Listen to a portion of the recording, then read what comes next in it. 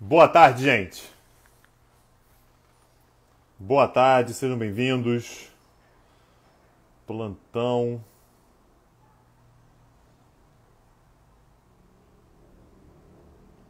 Petit. Pera aí, Daniel, rapidinho.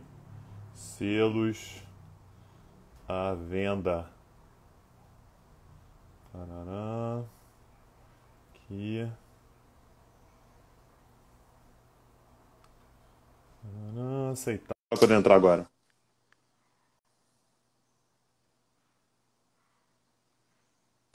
Ô, rapaz, E aí, doutor? tudo bem? Cara, eu acho que a gente vai ter que começar a numerar esse plantão Petit, cara, porque senão vai ficar confuso. Qual o nome que a gente vai dar hoje, cara? Nem sei. Plantão Petit 202, sei lá. Ah, não é possível, cara. É muito ruim. É muito ruim? Sei lá, É de repente o ruim. pessoal sugere um nome melhor, então. Plantão. Petit. Só botar o título aqui fixado, Daniel. Selos à venda.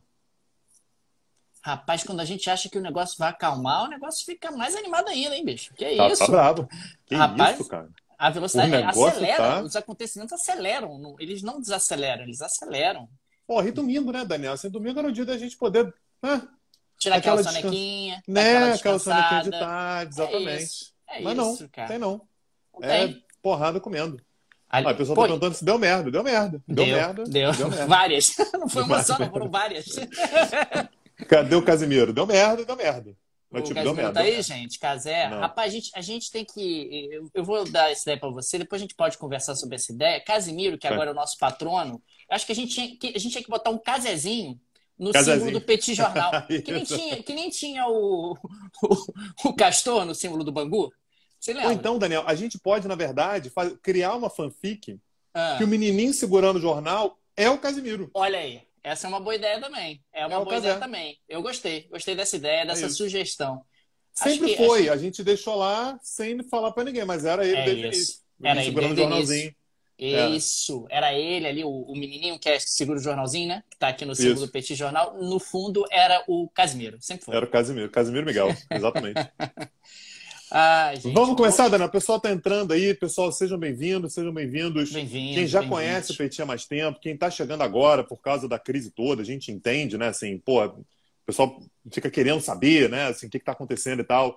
E a gente acaba sendo uma opção para o pessoal conhecer. Tem a tropa dos nerdolas aí, tem nerdola pra cacete aí, né? Que veio por causa do Casimiro.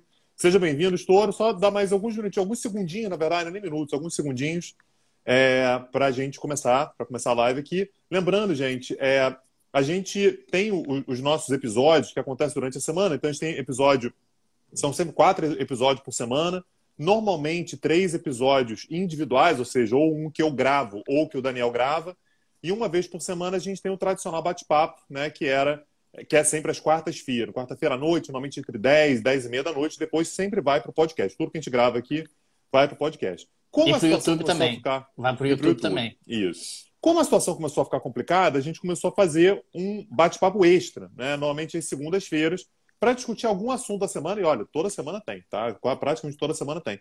E quando acontece alguma coisa muito bizarra, a gente começou isso quando caiu o Cabul, né? O lance lá de Cabul, Talibã, não sei o quê. A gente tem feito episódios extras. Então, assim, episódio que não estava programado, a gente vai lá no momento e vai lá e faz. Aí teve Óbvio. sobre Evergrande, teve sobre eleições em Portugal, tem um bate-papo extra sobre um montão de assunto que foi acontecendo ao longo desse semestre, né? Exatamente. Então, o que a gente está fazendo agora, exatamente com essa crise, é fazer mais episódios, né? A gente teve episódio extra, acho que quase todos os dias, né, Dani? A gente teve episódio extra na quinta, que foi quando o bicho pegou realmente, foi o início. Sexta teve, sábado teve, hoje teve. Então, se eu, não, eu acho que é isso, né, Dani? Eu acho que é o É quarto, isso, é quarto isso. episódio na sequência, né? 4 dias seguidos que a gente faz episódio aqui. A gente vai começar a gravar daqui a alguns segundos. Lembrando, a gente tem selo à venda. Não sei se vocês conhecem o mecanismo do selo. O selo é uma maneira de vocês terem de remunerar quem produz conteúdo aqui no Instagram. Um monte de gente que faz conteúdo no Instagram tem, então é uma maneira de incentivar. Lembrando, a gente fica com tudo, tá? Então o Instagram não fica com nada. Às vezes o pessoal pergunta, poxa, mas eu compro lá o selo, o Instagram morde uma parte e tal. Até agora, pelo menos, o Instagram não fica com nada, tudo vem pra gente. Então, é uma maneira que vocês têm de ajudar a financiar o Petit Jornal. Lembrando, isso aqui é um discurso que a gente faz sempre, porque é verdade. O Petit Jornal é uma mídia pequena, independente, não temos um conglomerado, não temos patrocinadores, não temos nada disso, não temos nem equipe, gente. A equipe somos eu e o Daniel, é isso. Então, a gente depende muito do apoio de vocês, da contribuição de vocês. Uma das maneiras de vocês contribuírem é exatamente com os selos ou se tornando apoiador. Ou se tornando apoiador é melhor ainda, né? Se tornando apoiador. Então, obrigado, pessoal que está aí comprando selos. Vamos começar a gravar, Daniel? O que você acha? Vamos sim. Lembrando sempre que Né? durante a gravação a gente não vai interagir com o pessoal que está aqui no chat, mas a gente volta depois da gravação, justamente porque essa é a gravação que vai para o feed, vai para o podcast, e, portanto, por isso que nós não fazemos interação durante esse período. Vamos lá. Beleza, vamos lá. Olá, gente. Bem-vindos a mais um Plantão Petit, esse segundo encontro entre esse que vos fala, Daniel Souza e Tanguy o Bagdadi, para repercutir um pouco os acontecimentos na guerra entre Ucrânia e Rússia. Os acontecimentos vão se avolumando e, consequentemente, a gente sentiu a necessidade de ter mais um encontro extra para analisar um pouco tudo o que está acontecendo em aproximadamente 24 horas. Quer dizer, tem mais ou menos 24 horas que nós fizemos o episódio anterior e de lá para cá muita coisa aconteceu. É impressionante como essa guerra está tendo, inclusive, alguns desdobramentos que não eram previstos. É impressionante como o Vladimir Putin está tendo muito mais dificuldade do que inicialmente projetava. Enfim, muita coisa aconteceu nessas 24 horas e a gente vai falar sobre isso ao longo dos próximos minutos. Não é isso, Tanguy? É isso, Daniel. Então, eu acho que a gente pode começar, Daniel, da mesma maneira que a gente começou ontem, né? Lembrando, a gente está gravando isso aqui, a gente sempre data o episódio, gente, porque como as coisas têm sido muito ágeis, muito rápidas, é importante vocês saberem que horas que a gente está gravando, para vocês saberem se algo aconteceu depois, se a gente levou em consideração ou não. Então, a gente está gravando agora, são exatamente meio-dia e 23 do domingo, dia 27 de fevereiro, tá? Então, não sei quando é que você está ouvindo, se você estiver assistindo, a gente está gravando isso aqui numa live no Instagram, é possível que você esteja assistindo depois no próprio Instagram, no YouTube ou ouvindo no podcast, mas a gente está gravando agora meio-dia 24 do dia 27 de fevereiro, no domingo. E aí, Daniel, acho que a primeira coisa que é importante a gente fazer é a gente falar um pouquinho sobre o que está acontecendo no campo de batalha, assim, qual o cenário que a gente encontra. O Putin, né, assim, a Rússia, começou o ataque contra a Ucrânia na madrugada de quarta para quinta-feira aqui no Brasil, então já era madrugada avançada de quinta-feira lá na Rússia/Ucrânia, lá na fronteira. Começou um ataque, naturalmente, que teve por objetivo ingressar no território ucraniano por várias frentes. Então, ingressou pelo norte, a partir de Belarus, ingressou pelo leste da Ucrânia, a partir da própria Rússia. E pelo sul começou também, né? do sul, a partir do Mar Negro, né? Crimeia, que é um território que a Rússia anexou lá em 2014. Então, foi uma guerra que a Rússia fez em 3 frentes, algo naturalmente muito bem preparado, com o objetivo de se aproximar o mais rápido possível das principais cidades ucranianas, né, com destaque para 2, a capital Kiev, que fica lá no norte, perto da fronteira com Belarus, e a segunda maior cidade ucraniana, que é a cidade de Kharkiv. Kharkiv fica lá no leste, pertinho da Rússia, estava fora das áreas que já tinham sido dominadas, né, pelos separatistas, né, apoiados pela Rússia. Então está lá, é uma outra região estratégica também. E como a gente já vem falando aqui já tem algum tempo, o grande objetivo do Putin era tentar conseguir uma conquista rápida, uma guerra rápida, principalmente tomando a capital. A gente sabe como é que tomar a capital é algo que tem um peso muito grande, tem um peso simbólico muito grande, tem um peso moral muito grande. Você tomou a capital, a impressão é meio que você está jogando xadrez, você pegou a rainha, você tomou o rei, acabou. Assim, é fim de jogo, né? A situação ela ficou muito complicada, mesmo que haja resistência aqui ou acolá, não tem mais muito para onde você correr. E o objetivo do Putin claramente era tomar a capital com uma grande velocidade, o que parecia que podia acontecer de fato do primeiro para o segundo dia. O primeiro dia foi um dia muito intenso de avanços russos, a gente comentou aqui, chegaram a tomar inclusive uma área muito conhecida, né, que é Chernobyl, né, onde você tem um nível de radioatividade dos mais altos do planeta, né, inclusive o nível de radiação começou a subir exatamente pela movimentação ali na área e tudo, exatamente para tentar chegar a Kiev, e todos os avisos foram dados no sentido de uma grande ofensiva russa, exatamente para tentar tomar Kiev do primeiro para o segundo dia e de ontem para hoje. Né? Então, a gente já teve o dia inteiro, né, de quinta-feira, sexta-feira e sábado. Então, hoje é o 4º dia do conflito, está na metade do 4º dia do conflito, exatamente nessa tentativa de tomar Kiev. Temos uma luta contra o tempo, né, Daniel? A Rússia precisa fazer isso rapidamente, porque a Ucrânia, a cada dia que passa, ela dá mais demonstrações de que ela pode, de fato, fazer uma resistência mais longa. Isso pode tornar a guerra mais desgastante para a Rússia. O termo que a gente usou aqui foi que a Rússia ela tem que evitar a todo custo que a Ucrânia se torne um atoleiro para ela. O que é atoleiro? Atoleiro são os Estados Unidos no Afeganistão, é a própria União Soviética no Afeganistão, ela é na década de 1980, são os Estados Unidos no Vietnã, é aquela guerra longa. Aquela guerra que você não tem como ganhar, né? Porque você fica lá, você é militarmente mais poderoso do que o seu oponente, do que o seu inimigo, mas você não consegue ganhar. E aquilo vai se tornando um atoleiro na medida em que seus soldados morrem, na medida em que a guerra vai se tornando mais custosa, na medida em que vai aumentando a oposição do ponto de vista doméstico, vai aumentando o desgaste da sua imagem internacional e você não consegue vencer, não consegue equacionar do ponto de vista bélico o conflito. Exato. Então, o cenário que a gente tem agora é, de fato, de uma Rússia que está tentando a todo custo, né, conquistar Kiev, exatamente para dar essa demonstração de que, olha, conseguimos, vencemos. Mas, de qualquer maneira, Daniel, uma informação que me parece bastante clara, que começou a aparecer de ontem para hoje, é que, de fato, a Rússia não fez um ataque completo a Kiev ainda. A grande preocupação russa, nesse momento, é, sobretudo, com a fortíssima defesa aérea, que está sendo, aliás, muito bem utilizada pela Ucrânia. Então, o que a Rússia precisa agora, necessariamente, é desmontar esse aparato de defesa aéreo da Ucrânia. Então, para que aeronaves russas possam sobrevoar, de fato, as principais cidades e fazerem bombardeio mais agressivo a áreas estratégicas, lembrando, o bombardeio está acontecendo, mas à distância, né, por meio de foguetes, para que soldados russos possam, de fato, avançar por dentro, por exemplo, de Kiev ou Kharkiv, aliás, Kharkiv, nesse momento, está sob ataque muito severo, a defesa aérea ucraniana tem que ser neutralizada. Então, a estratégia que a Rússia utilizou nos últimos dias foi de se aproximar, tentar se aproximar cada vez mais, para tentar desarmar a defesa antiaérea, para que depois um ataque de fato possa acontecer. E, aliás, exatamente nesse sentido, chama atenção, Daniel, que 2 ataques ontem, que tem uma visibilidade muito grande, um deles foi a explosão de um depósito de combustível numa cidadezinha chamada Vassilkiv, que é uma cidadezinha que fica a 30 quilômetros de Kiev. E está lá pegando fogo até agora. Você tenta imaginar, né, o que é um depósito de óleo de aviação pegando fogo. Então você ataca isso exatamente porque o sistema a defesa aérea ucraniana, naturalmente suas aeronaves e tal, precisa de óleo de aviação exatamente para conseguir manter, né, a supremacia aérea. E um gasoduto também foi atacado, também com o objetivo de tentar atingir a capacidade ucraniana de ter acesso à energia.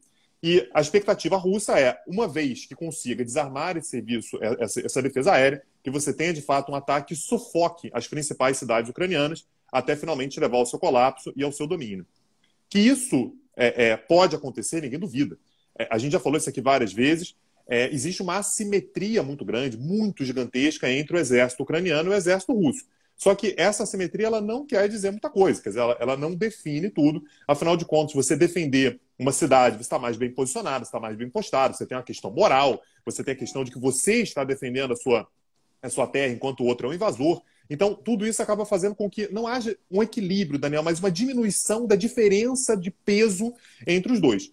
A pergunta agora quando a Rússia vai conseguir, se conseguir, mas quando ela vai conseguir desativar exatamente essa defesa aérea ucraniana e, uma vez que o faça, quanto tempo demora para esse ataque. O tempo agora é uma variável muito importante, principalmente porque quanto mais tempo demorar, mais a Ucrânia soa, esse é um termo que eu acho que todo mundo já ouviu, soa heróica, uma grande resistência contra a Rússia, do Putin e tal, e vai conseguindo apoio internacional. E eu queria que você falasse um pouquinho, Daniel, sobre como é que está sendo essa pressão, né? Uma pressão que tem, aliás, uma dimensão econômica muito forte. A gente já falou sobre isso aqui algumas vezes, né?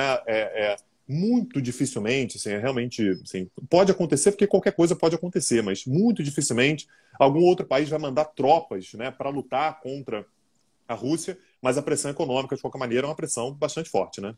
A pressão econômica ela está crescendo justamente pela razão que você destacou há pouco. Conforme o conflito vai se alongando, conforme a Ucrânia consegue se defender por mais dias, é natural que você também consiga aglutinar mais apoios para uma intensificação das sanções econômicas. Ontem, em particular, a gente falou aqui no Plantão Petit sobre a pressão que existia para que os bancos russos fossem banidos do sistema SWIFT, né? O que na prática dificultaria muito transações financeiras, remessas e recebimentos de recursos entre os bancos russos e bancos em outros lugares do mundo. Pois é, a gente teve uma novidade muito importante no dia de ontem, que foi um comunicado da comunidade europeia, dos Estados Unidos e do Canadá, anunciando que nos próximos dias baniriam do sistema SWIFT Selected Banks. Eu achei esse termo extremamente particular. Ou seja, ficou muito claro para mim, Tanguy, o seguinte: a pressão estava muito forte, para que houvesse esse banimento dos bancos russos do sistema SWIFT, e houve ali uma decisão salomônica, por enquanto. Nós vamos, então, banir bancos russos do sistema SWIFT, mas apenas os selecionados. Sabemos quais são os selecionados por enquanto? Não. Por isso, houve essa outra informação nos próximos dias. Ou seja, foi uma resposta política por enquanto. Olha, já aceitamos, vamos banir pelo menos alguns bancos russos do sistema SWIFT. Isso vai ter um impacto econômico brutal sobre a economia russa, mas vamos tentar manter algum tipo de canal de contato com a economia russa para evitar consequências mais graves. Me chamou particularmente a atenção a declaração do ministro das Finanças alemão no dia de ontem, dizendo que a Alemanha está disposta a pagar a conta. Claramente numa resposta em relação àquilo que nós dizíamos ontem, que havia uma percepção internacional de que a Alemanha estava hesitando. Que a Alemanha... E não é de ontem também, né? Já tem um tempo já que essa hesitação fica clara. Pois é, e a hesitação seria fundamentalmente econômica da Alemanha. Então, me pareceu muito ilustrativo o ministro das Finanças alemão vir a público e dizer: não, nada disso, estamos dispostos a pagar a conta, estamos dispostos a nos aliar a esse esforço contra o expansionismo russo. Esse posicionamento foi muito ilustrativo de ontem para hoje e é muito impressionante como o jogo está sendo jogado. A gente analisa aqui nesses encontros as coisas acontecendo no calor do momento. Outra coisa que evoluiu muito de ontem para hoje foi o banimento de espaço aéreo. Ontem eu falei sobre isso. O espaço aéreo de alguns países que já tinha sido banido para aviões russos. Agora, Tanguy, você pega o mapa, os aviões russos não têm para onde sair em direção ao oeste. Você só não teve banimento do espaço aéreo para aviões russos, incluindo aí aviões privados de companhias aéreas, na Turquia, na Grécia, nos países balcânicos, particularmente a Sérvia, que era algo que a gente esperava, Eslováquia e Suíça. E a Noruega, que está do outro lado. Mas se você pegar o mapa, você observa que os aviões russos não têm mais como sair para o oeste. O espaço aéreo da Finlândia está fechado, o espaço aéreo da Polônia está fechado, o espaço aéreo dos países bálticos está fechado, o espaço aéreo da República Tcheca, da Hungria, da Romênia, da Bulgária. Os aviões russos não têm como sair em direção ao oeste. Eles podem vir para o sul, passando por cima da Turquia, entrando no mar Mediterrâneo, ou podem ir em direção a leste. Mas em direção ao oeste não tem como. Um outro elemento que chamou muito a atenção de ontem para hoje foi que nesse comunicado em relação ao sistema SWIFT, Tanguy, foram citados nominalmente os magnatas russos que aproveitaram o sistema de Golden Visa dos países ocidentais. Ou seja, houve uma colocação no comunicado: nós vamos atrás de vocês. Pessoas... Isso inclui o Abramovich, por exemplo, exatamente, do Chelsea. Exatamente. Então, vocês, magnatas russos, que enriqueceram com esse sistema autocrático do Vladimir Putin e que compraram o Golden Visa em nações ocidentais, na Europa Ocidental em particular, nós vamos atrás de vocês. Explica o que é o Golden Visa, Daniel. Explica para o pessoal o que é o Golden Visa. O Golden Visa é basicamente um sistema que acontece em diversos países do mundo, onde se você trouxer uma quantidade de dinheiro, eles te dão a nacionalidade. O valor varia, dependendo da nacionalidade que você queira. Tem Golden Visa que você consegue comprar por algo em torno de 100 mil euros. Tem Golden Visa que você consegue comprar por 500 mil euros. Tem Golden Visa que custa 1,5 milhão de euros. Que não é exatamente comprar, né? Você leva o dinheiro, o investimento para um determinado lugar, tendo aquela grana, enquanto a grana estiver investida, você tem o direito de ter aquela nacionalidade. Exatamente. Isso, né? Você não está pagando pelo Golden Visa, você está levando o dinheiro para o país, mas o pagando que eu coloquei aqui é porque essa é a crítica muitas vezes feita. Legal. Então, se você tem dinheiro, você pode se tornar um nacional britânico, pode se tornar um nacional francês, pode se tornar um nacional alemão, basta comprar o Golden Visa, comprar entre aspas, trazendo essa grana para o país em questão, realizando investimentos no país em questão.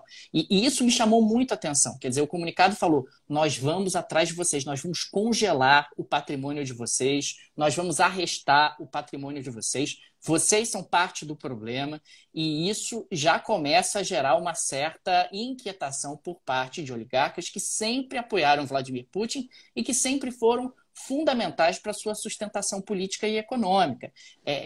Os europeus, nesse sentido, eles estão intensificando a linguagem bélica, digamos assim, para enfrentar justamente a linguagem bélica econômica, né? Para enfrentar justamente esse conflito entre Rússia e Ucrânia.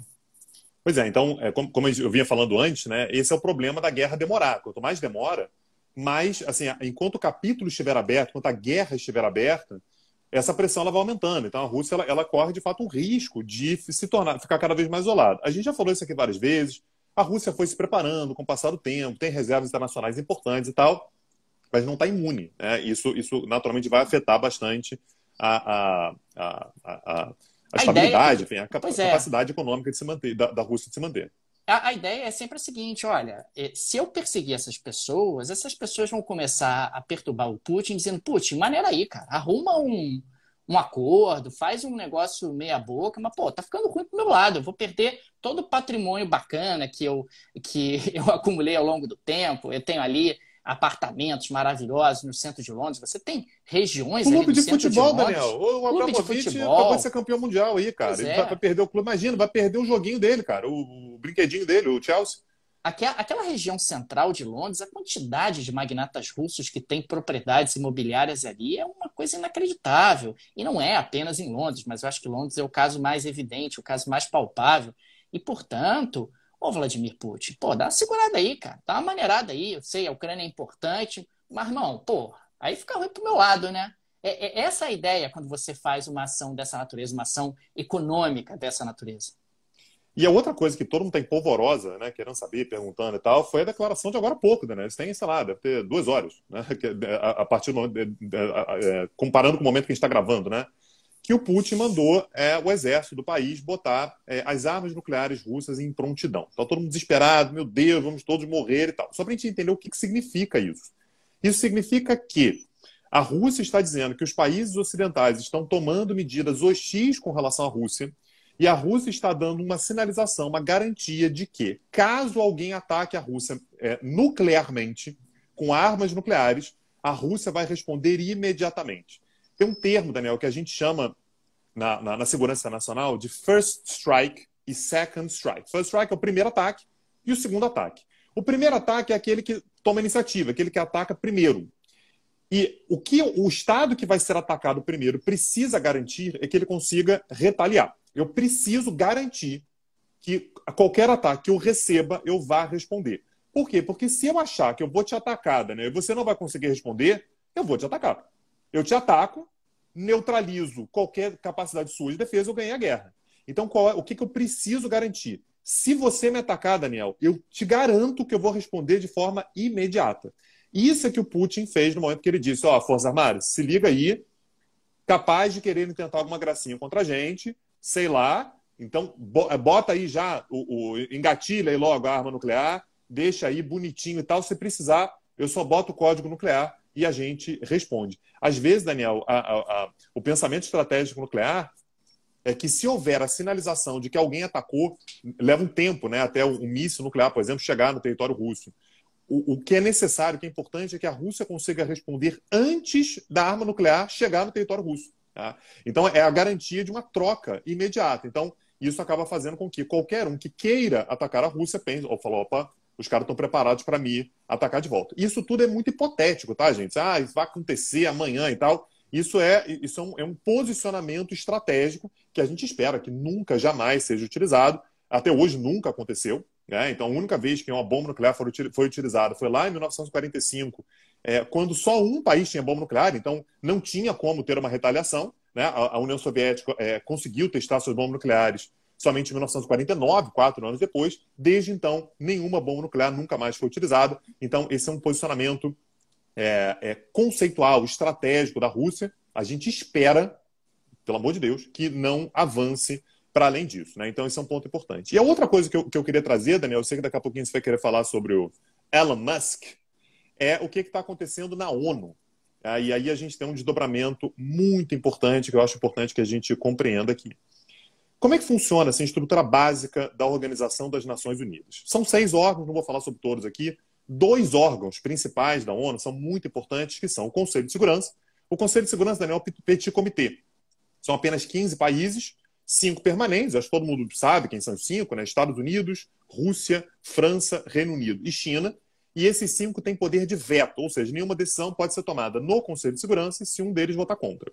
E o outro órgão é a Assembleia Geral, da qual participam todos. Então, na Assembleia Geral, nós temos todos os 193 países da ONU. Óbvio que quando você tem uma tensão dessa envolvendo a Rússia, se o Conselho de Segurança quiser aprovar alguma resolução contrária à Rússia, condenando a Rússia, o que a Rússia faz? Ela veta. Veta. Então, o Conselho de Segurança não consegue aprovar nada relacionado à Rússia. O que vai acontecer agora, Daniel? Existe uma resolução que foi aprovada no ano de 1950, lá no iniciozinho da Guerra Fria, no momento no qual os Estados Unidos queriam lançar um ataque aprovado pela ONU contra a Coreia, né, no que depois acabou se tornando a divisão ali entre Coreia do Sul e Coreia do Norte, só que a União Soviética vetava. O que a União Soviética fazia? Vetava, vetava, vetava, vetava. O que os Estados Unidos fizeram? Eles criaram uma gambiarra, né, o termo é esse, criaram uma gambiarra, que é o seguinte: se o Conselho de Segurança ficar bloqueado por tempo demais, a gente não conseguir aprovar porque alguém, né, sabemos quem, União Soviética, estiver vetando, né, alguma resolução, a gente para de votar essa resolução no Conselho de Segurança e leva para a Assembleia Geral. Na Assembleia Geral, Daniel, ninguém tem veto. Aí conseguiu 2/3, você aprova o que quer que seja. Esse mecanismo ele foi usado apenas 12 vezes, Daniel. Ou seja, é um mecanismo raro de ser utilizado. Sobretudo porque existe uma percepção de que, na prática, é isso mesmo. Ele é uma gambiarra, assim, ele é um artifício que meio que muda o funcionamento, hackeia o funcionamento da ONU. E hoje, nesse domingo, vai ter uma reunião, deve acontecer daqui a pouquinho, convocando a Assembleia Geral para uma sessão especial. Ou seja, o que o Conselho de Segurança está dizendo? Assembleia Geral, seguinte, estou bloqueado aqui. Aqui não está rolando, não está funcionando. Você pode votar aí um negócio para mim? Vou te mandar aí, você avalia aí. Um negócio chamado Ucrânia. Você vê aí para mim se você pode aprovar alguma coisa. Então isso vai para a Assembleia Geral. Qual o impacto disso? Sendo aprovado, que muito provavelmente vai ser aprovado, demonstra um isolamento ainda maior do Putin. Tá? Então a Rússia, isso faz parte desse mecanismo de cercar a Rússia, de deixar a Rússia crescentemente isolada na medida em que essa situação não se resolve. Então, é mais uma coisa a ser levada em consideração, a gente prestar atenção daqui para frente, porque pode ser mais um indício do isolamento pelo qual a Rússia tende a passar nos próximos dias. Agora, Tanguy, eu queria falar um pouco sobre Elon Musk. Pois é, nos últimos dias, acho que todo mundo tem notado que uma das grandes armas da Ucrânia nessa resistência aos russos tem sido a internet. Uhum. Né? A internet que acaba unindo pessoas, a internet que manda mensagem ucraniana para a comunidade internacional, a internet que permite ao Zelensky ficar postando vídeos mostrando que ele está junto ao seu ministério no Palácio Presidencial e que, consequentemente, ele não fugiu e que ele vai resistir e assim por diante. E, claro, que havia um temor que a Rússia apagasse a internet da Ucrânia. Seja por cyberataques, seja por bombardeios mesmo. Você vai bombardeando a infraestrutura de internet e o país fica às escuras em termos de comunicação com o resto do mundo. Diante disso, ontem, o vice-primeiro-ministro ucraniano, o Fedorov, fez um tweet provocando Elon Musk, dizendo: olha, vocês estão aí querendo explorar Marte e a Rússia está querendo tomar a Ucrânia. E o Elon Musk respondeu, dizendo que iria utilizar, e que já está ativo, através justamente da empresa SpaceX, o Starlink, permitindo à Ucrânia ter acesso à internet via satélite. Ou seja, dona Rússia, pode bombardear o que você quiser. Os ucranianos vão ter acesso à internet via satélite proporcionado pelo Starlink da SpaceX. É claro que isso é, acima de tudo, um golpe de marketing do Elon Musk. O Elon Musk gosta muito de estar no centro das atenções em momentos como esse, Recentemente, ele estava no meio do furacão dos caminhoneiros, ajudando lá os caminhoneiros com a questão das criptomoedas para contornar o sequestro de contas, o congelamento de contas nos bancos no Canadá. Enfim, o Elon Musk gosta sempre de ter visibilidade em momentos como esse, mas o fato é que ele anunciou que desde ontem está disponível o sistema de internet via satélite para a Ucrânia e prometeu que nos próximos dias a potência desse sistema, a estabilidade desse sistema vai aumentar, com mais equipamentos sendo canalizados para esse intuito. É, sem dúvida alguma, uma notícia que me parece importante, porque embora o Elon Musk possa estar sendo motivado por questões mercadológicas, o fato é que você mantém ali a Ucrânia online e manter a Ucrânia online tem um impacto muito significativo sobre a guerra. Ainda mais uma guerra que me parece, Tang, eu não sei se você tem essa percepção, é a primeira guerra que nós temos em real time.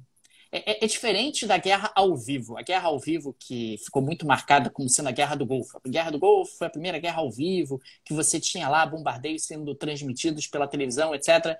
Agora não. Agora a gente está falando de uma guerra nas redes sociais, onde você tem uma conexão direta, um volume de informações mais significativo. Você tem os ucranianos postando vídeos de pilhas de coquetéis Molotov que eles estão preparando para a chegada do exército russo. Você tem o Zelensky fazendo discurso de madrugada, mostrando justamente que ele está trabalhando e que não vai abandonar os russos. Você tem o vice-primeiro-ministro ucraniano, que não vai abandonar os ucranianos, o vice-primeiro-ministro ucraniano dizendo que, olha, o Elon Musk, pô, você está querendo ir para Marte e a Ucrânia está sendo aqui invadida pela Rússia.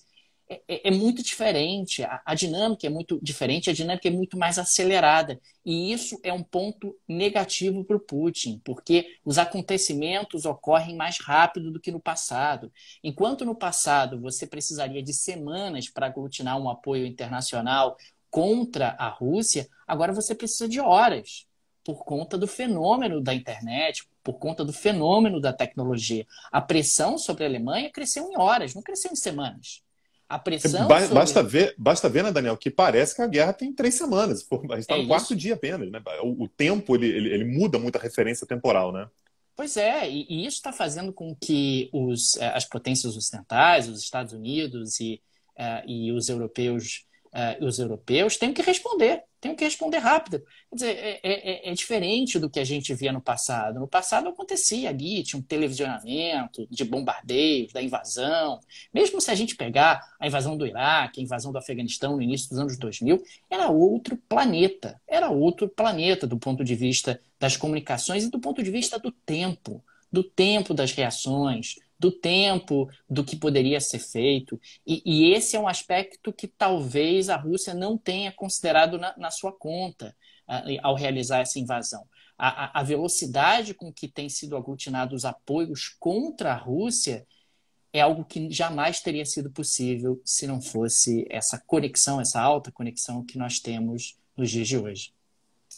E, Daniel, mais uma atualização com relação ao que a gente falou ontem, né? A gente disse que havia uma sinalização por parte da Ucrânia de que poderia sentar para negociar com a Rússia e, eventualmente, assumir para si um caráter de Estado neutro, né? O que é Estado neutro? Eu não vou fazer parte da OTAN, tampouco vou ser um satélite russo, eu vou ficar aqui neutro, eu vou ficar aqui no meio, vocês não me enchem o saco, não faço parte da OTAN. Seria, de uma certa maneira, uma forma de rendição, né? Ó, beleza, eu concordo com aquilo que você está dizendo, mas, pelo amor de Deus, não me ataca mais, eu garanto que eu não entro na OTAN e a gente fica assim. A questão é que houve uma discordância com relação a onde deveria acontecer essa reunião. Então, o Putin disse que deveria acontecer na cidade onde vem acontecendo as rodadas de negociações entre Rússia e Ucrânia, que é Minsk. Lembrando, Minsk é a capital de Belarus, que é um grande aliado da Rússia, né? Então, é um país que é um grande aliado da Rússia, seria nessa capital. O que a Ucrânia disse olha, isso não é um lugar neutro. Ah, mas sempre foi aqui, mas a situação mudou. Eu quero que aconteça em Varsóvia. E aí o que o Putin diz você está de sacanagem com a minha cara, Varsóvia também não é neutro, Varsóvia é parte da OTAN. Se é por neutralidade, aí tem que ser outro lugar, né? Manda para o Rio de Janeiro. O Brasil tá confuso aí, vai ser para um lado, vai ser para o outro. Mas o Brasil é solidário. O Brasil é solidário, mas condena lá. Não, o Brasil é misterioso, né? O Brasil é surpreendente. O Brasil tem um jeito moleque de fazer diplomacia. O Brasil é vida louca. Vida louca, exatamente. Qual é a posição do Brasil hoje? Ninguém sabe. Você acorda e tem que ver. o presidente diz uma coisa, o diplomata diz outra e tal. É assim que acontece, a gente é vida louca. Mas enquanto não há essa definição, Daniel, a sinalização que foi dada, aí não é horas não, tá, Daniel? Faz alguns poucos minutos. Né? Isso deve ter, sei lá, deve ter 50 minutos mais ou menos. A sinalização que o Zelensky, o presidente da Ucrânia, deu é que aceitaria conversar com a Rússia na fronteira. Ó, nem eu nem você. A gente vai ali para a fronteira, para a região do rio Pripyat, que fica exatamente na fronteira entre a Ucrânia e Belarus, não é com a Rússia, o rio na fronteira. que banhava a usina de Chernobyl. De Chernobyl, exatamente. Ele resfriava a usina de Chernobyl, a água desse rio. Exatamente. Então, vamos para a fronteira ali e a gente conversa na fronteira. Eu estou quase imaginando, Daniel, daria até um cartoon isso aí, né? Os russos de um lado do rio e ele do outro lado do rio, os dois conversando por cima do rio, porque é meio que nem eu nem você, e a gente vê o que vai acontecer. Isso pode ter uma série de motivos, né? Pode ser naturalmente uma tentativa do Zelensky de ganhar tempo, ó, vou negociar, pega mais leve aí e a gente conversa, ou pode ser também uma percepção.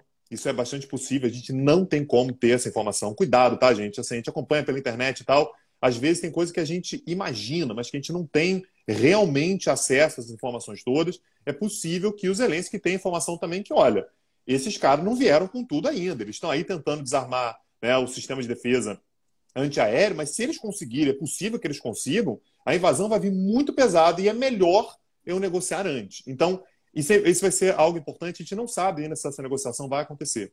Quando que ela vai acontecer? Quais vão ser os termos? O que o Zelensky disse é: estou disposto a fazer uma conversa sem pré-condições. Significa que eu não vou para lá com uma exigência. Eu só vou se a Rússia fizer. Não, não. A gente vai e a gente conversa para a gente tentar chegar em algum ponto comum.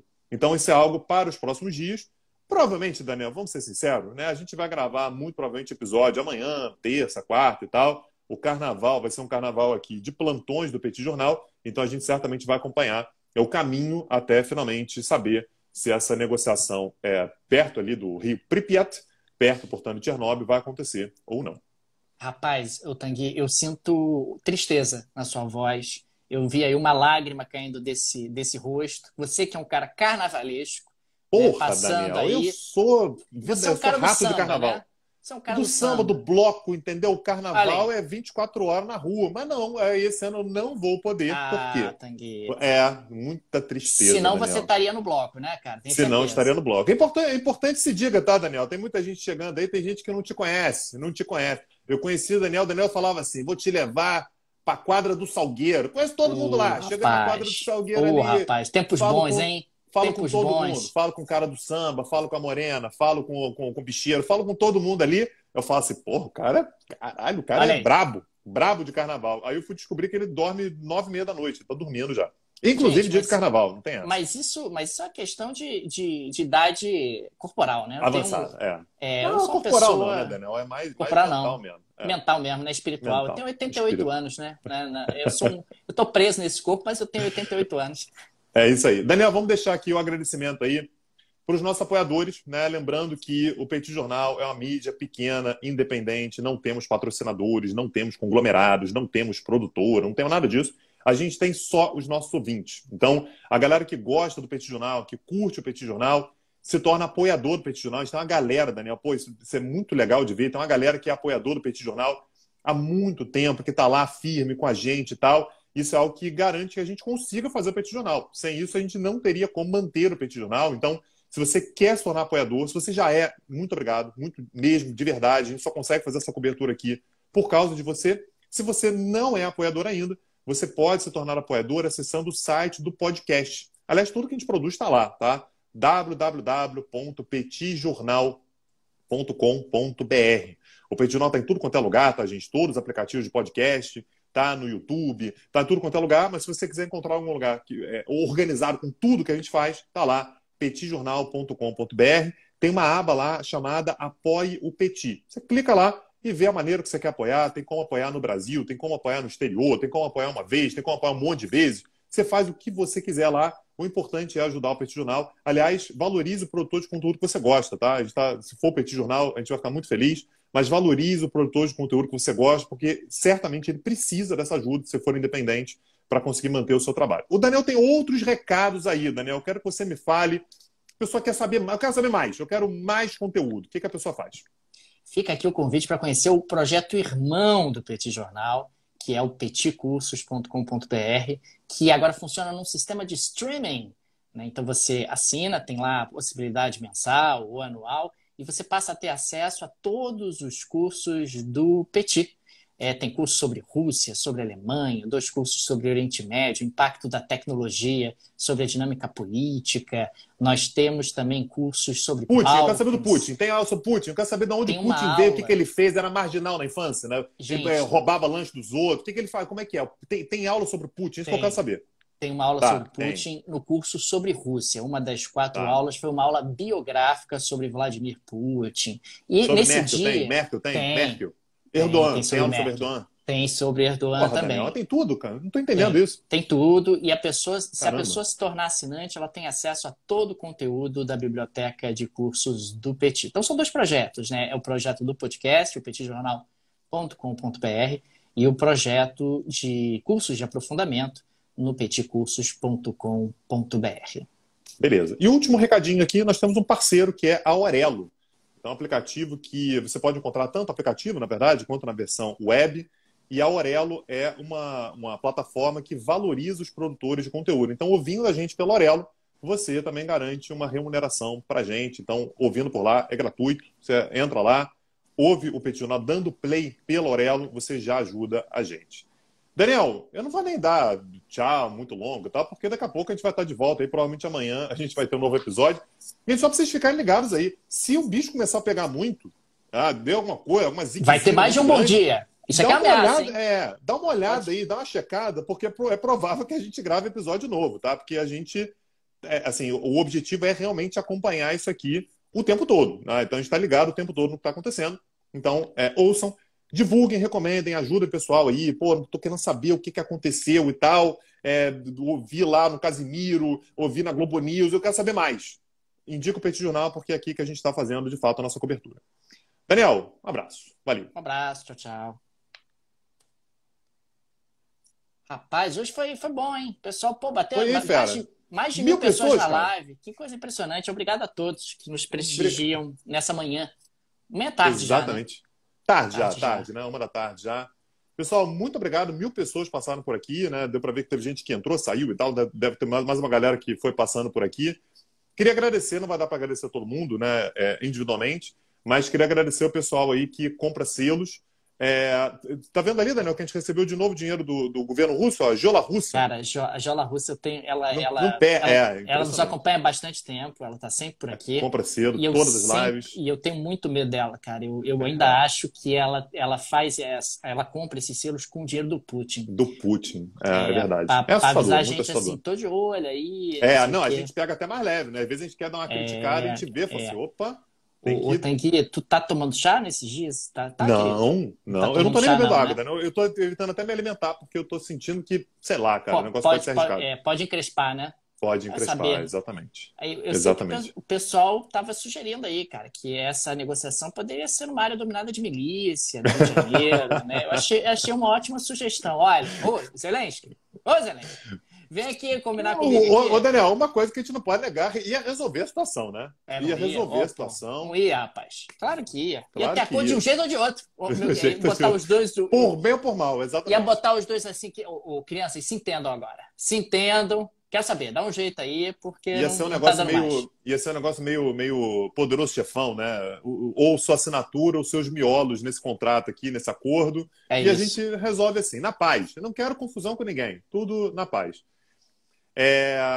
A live estará gravada, vai ficar gravada. Então, você pode depois assistir o que você não assistiu e recomendar.